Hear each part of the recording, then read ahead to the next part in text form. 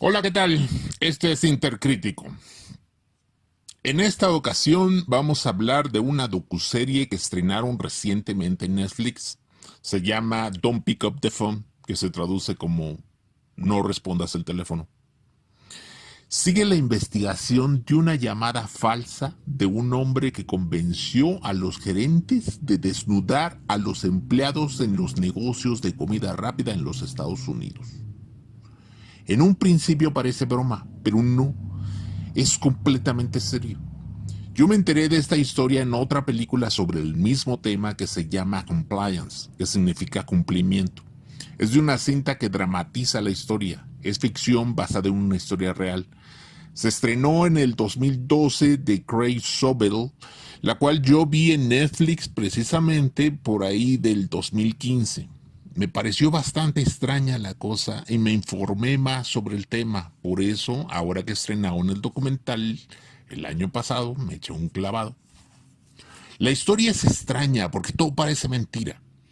Es un hombre que habla por teléfono, se hacía pasar por policía, le decía al gerente del restaurante de comida rápida que tenía quejas de que una empleada había robado y necesitaba ser revisada para encontrar los bienes.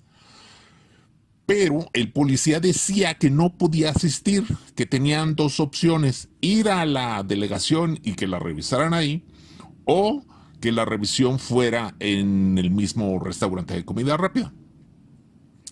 Los gerentes preferían hacerlo en el restaurante. El policía, bueno, el hombre este que se hacía pasar por policía, daba una descripción muy general que coincidía con muchas jovencitas de todo Estados Unidos. Y la primera que se les ocurría al gerente era esa a la que le tocaba todo el engaño. Y ya se había fregado a la pobre. Lo peor es que de ser revisada por encimita, pasaba a ser desnudada para ver si había guardado lo robado, no solo en su ropa, sino en sus mismos órganos genitales. Así, incluso hasta llegar a ser abusada sexualmente. Y uno piensa, ¿qué mierda? ¿Cómo es posible que el gerente haya abusado sexualmente de una jovencita de 16 años solo porque alguien se lo ordenó por teléfono? ¿Está loco, pendejo? ¿Qué carajo? ¿Qué coño se está pasando en este pinche mundo? Pero lo sorprendente no queda ahí. A riesgo de que digan que es una revelación dramática, les diré que llegó a existir más de 70 reportes policíacos de este tipo de llamadas en más de 35 estados de los Estados Unidos entre 1992 hasta 2004. ¡La puta madre! ¿Cómo es posible? Bueno, ya hablando del documental, les diré que está bien llevado. Me gustó cómo narran la historia. El primer episodio muestra el contexto histórico. Inician con una llamada que culmina en el abuso sexual por parte del gerente y un cómplice. Diré sus pinches nombres para que a nadie se les olvide. Donna Jean Somers, quien recibió la llamada, y Walter West Nix Jr., quien no trabajaba ahí, pero que estaba en el lugar porque era novio de esta señora, Donna Jean Somers, y ella le pidió que continuara con el cateo. Al final, este tipo, Walter West Nix Jr., fue el que abusó sexualmente de la chica. El nombre de ella no lo diré por respeto. En este capítulo se plantea la situación.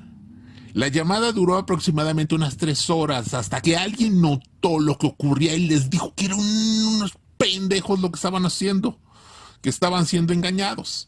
Así que colgaron, reportaron el caso a las autoridades y aquí entra la policía que quedó sorprendida como nosotros y ante eso inicia una investigación. Es esta investigación la que va llevando la historia. Se concentran en esta investigación. Poco a poco vamos conociendo más víctimas, más gerentes, más familiares, otros detectives en otros estados de la misma situación en otros restaurantes y poco a poco nos van metiendo en lo que sucedió. El segundo capítulo indaga más en la investigación hasta llegar a un culpable, un hijo de puta llamado David Richard Stewart, que vivía en Panama City, padre de 5 hijos que laboraba como guardia de una prisión. En el tercer episodio es el juicio que le hacen a este malsano hombre y el veredicto. Ya, vean lo que sigue. El documental es triste, difícil de ver e impresionante. Creo que es una historia que vale la pena conocer para no caer en estos engaños. Lo único que no me gustó es que yo esperaba que abordara más en la psicología, no del estafador, sino de las víctimas. ¿Por qué siguieron todas las indicaciones de este hombre y no eran capaces de decir que no? Esto es crucial. Pero el documental se basa en la investigación y sobre eso forman toda la historia. Solo hay un momento en que tratan el tema, pero lo hacen de una manera muy rápida. Y yo tengo una sospecha de por qué.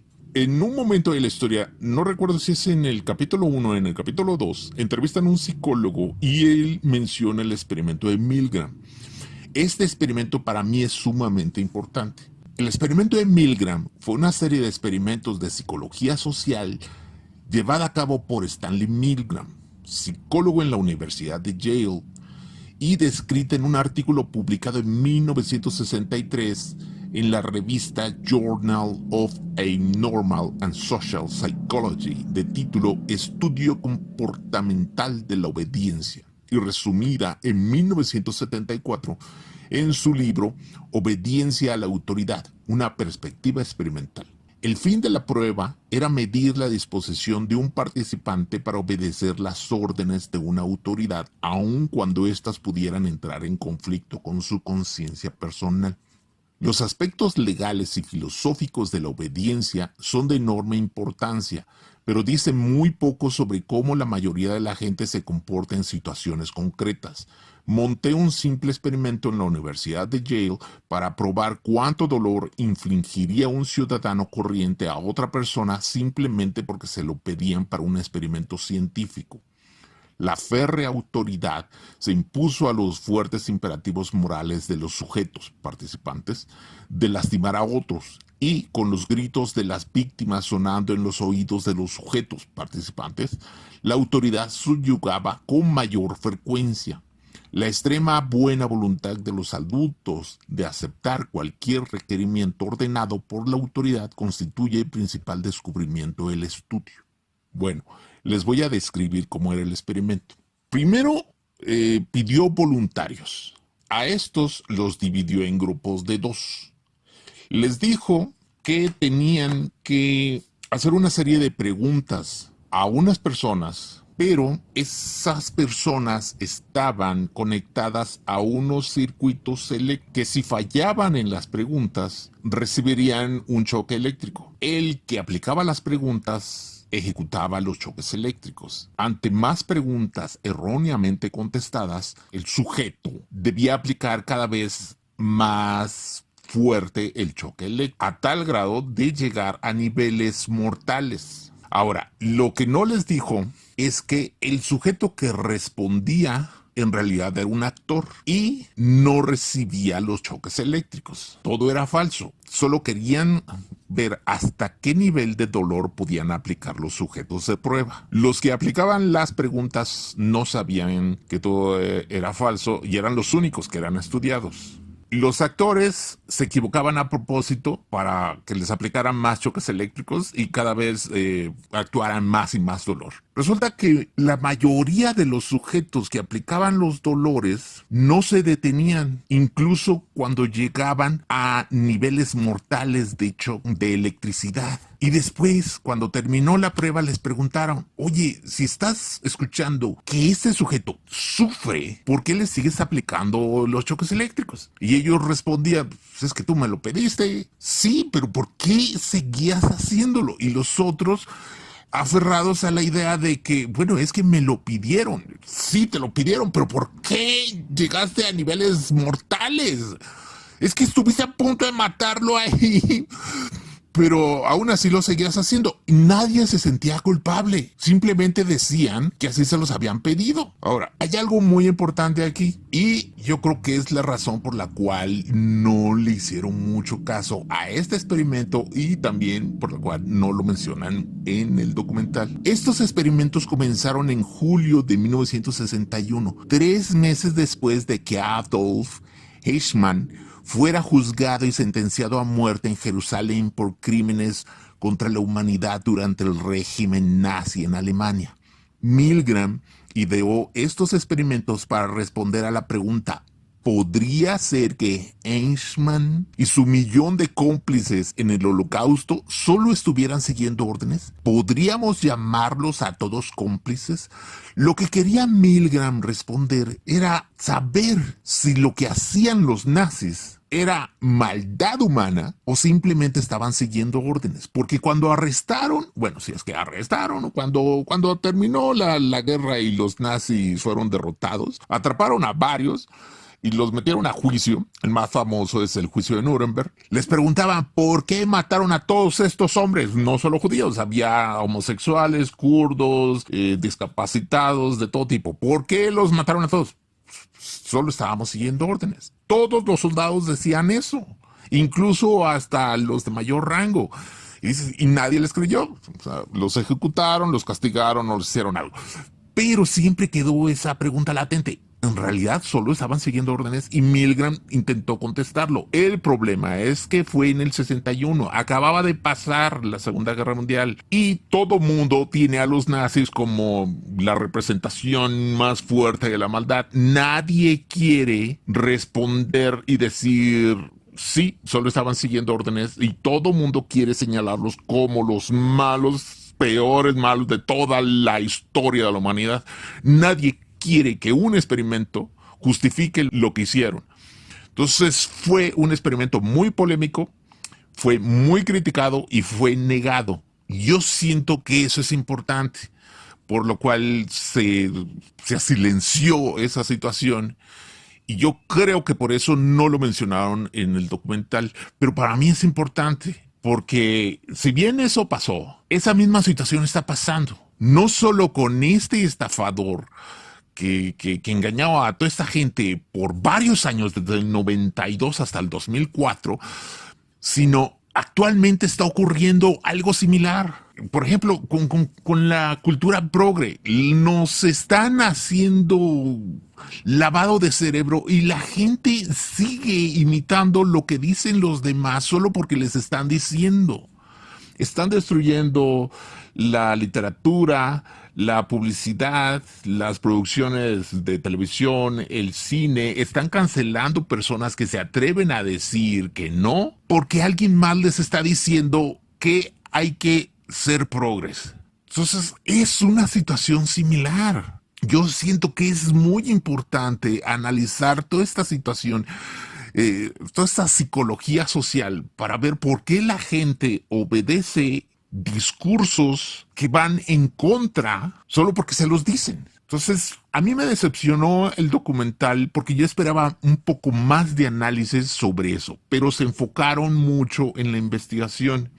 Y luego hay una parte, no recuerdo si fue en el tercer episodio, donde la chica que fue abusada sexualmente demanda a McDonald's, creo que es McDonald's, un restaurante de comida rápida, porque no la protegió, porque no había advertencias de este tipo. Si ya sabían que este hombre estaba hablando por teléfono desde el 92, ¿por qué nadie les dijo: no respondan a este tipo de llamadas y no sigan las órdenes de este estafador? Entonces, sobre eso fue la demanda.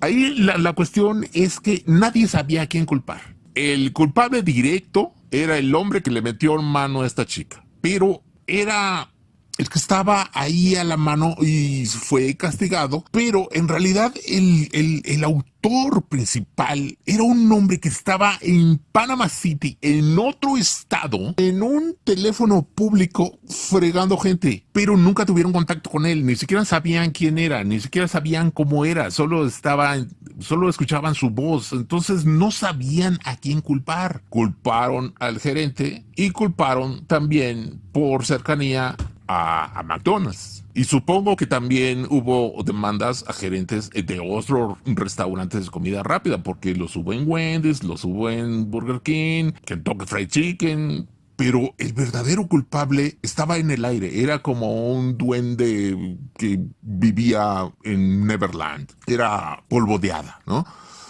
Y sobre eso se va la situación. Es triste porque es algo más complejo que eso. Y yo siento que debieron haber investigado más, no solo al verdadero culpable, sino psicológicamente por qué ocurrían estas cosas. Si no querían hacer este tipo de experimentos, así en específico de Milgram, para responder si los nazis eran culpables o no, bueno, manden a los nazis a la chingada, pero métanse a analizar más esta situación, este lavado de cerebro. ¿Por qué está pasando esto? Porque es muy importante, no solo para este caso en específico de estafa, sino para responder lo que ocurre en la civilización. No solo en lo que mencioné, sino en otras cosas. Hay cosas muy complejas que debían ser respondidas y por lo tanto se necesita un análisis más profundo. Quizá a partir de que ocurrió esto, los detectives acercarse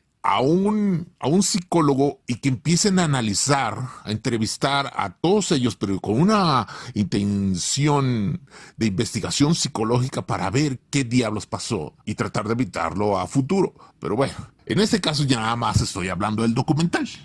Entonces, como el documental estuvo bien, eso es lo que es aparte, pero ya es una situación personal. Yo siento que se necesita algo más importante, o sea, que haya un análisis más fuerte, pero eso ya es una situación. Digamos, ya me estoy clavando en otra textura y en este caso nada más estoy hablando del documental. El documental está bien hecho, me gustó y se los recomiendo.